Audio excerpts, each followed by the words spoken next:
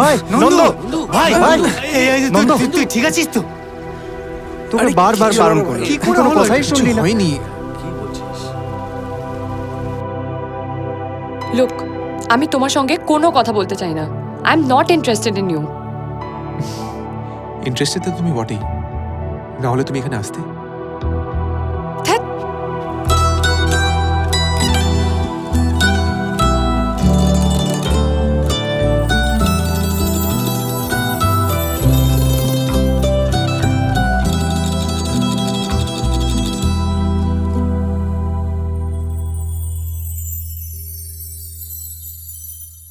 আমি তো কিছু জানতাম না কলেজে আসে একটা নতুন ছেলে নাকি আখির সাথে উল্টোপাল্টা বিহেভিয়ার করেছে। বিষয়গুলো তো আরো ভালো করে। হ্যালো এভরিওয়ান, কি হয়েছে? তোমরা সবাই এত সিরিয়াস কেন? আরে শুনলাম কলেজে কি নিয়ে নাকি ঝামেলা হয়েছে, আমাদের কিছু জানাসনি তো? আরে মা, কোনো ঝামেলা হয়নি, যেমন আর কি হয়ে থাকে কলেজে। Just chill. না আখি, এটা কোনো ছোটখাটো 5টা ঝামেলার মতো নয়। আমার কানে সব কথা এসেছে। কলেজে আসে একটা নতুন ছেলে নাকি তোমায় টিজ করেছে। রকি যদি ঠিক সময় মতো না পৌঁছাতো, ব্যাপারটা তো অন্যদিকে যেতে পারতো। কোনো টিজ করেনি, ওটা তোমার কাছে বাড়িয়ে বলা হয়েছে। আর এমনিতেও রাজীব, তোমার সঙ্গে বিয়ে ঠিক হওয়ার আগে আমি কিন্তু স্কুল কলেজ গেছি, তাই সব উটকো ঝামেলা না আমি একাই হ্যান্ডেল করতে পারতাম। এর জন্য আমার কোনো বডিগার্ডের দরকার নেই। এ আবার কি কথা আখি? তুই বডিগার্ড কাকে বলছিস?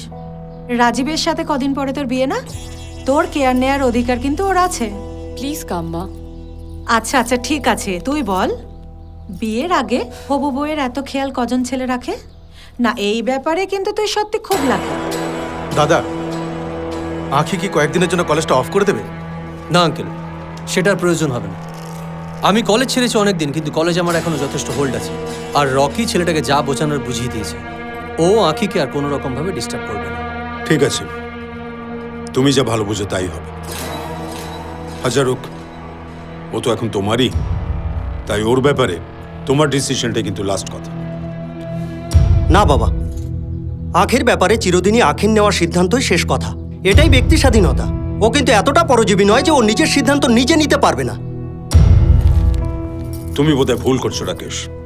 সান্নাল বাড়িতে যে কোনো সিদ্ধান্ত সকলে মিলে আলোচনা করেই নেয়। আর আলোচনা না করে সিদ্ধান্ত নিলে যে কি হয়, সেটা নিজে একবার আয়নার সামনে গিয়ে দাঁড়াও, তাহলেই টের পেয়ে যাবে। আমি কিন্তু রোজ নিজেকে আয়নায় দেখি বাবা, আর আমার নেওয়া সিদ্ধান্তগুলো নিয়ে আমার কোনো রকম আফসোস নেই। আমি তাতেই সুখী। কিন্তু তোমার নেওয়া সিদ্ধান্তগুলো আমাদেরকে সারা জীবন ভুগিয়েছে রাকেশ। প্লিজ বাবা, এবার তোমরা দুজন বন্ধ করো। সব সময় তোমরা দুজন, আমার এই আলোচনা আর ভালো লাগছে না। এনিওয়েজ, ভোলা দা, তুমি সবার জন্য চা আর পকোড়া গরম গরম। কি করে ভুলে থাকবো তোকে, লিখেছি তোর নামে বুকে, এ মনে আঁকা স্বপ্নগুলো সাজাবি কবে ওই দু চোখে। দিন কাটে সেই আশাতে, রাত যে নামে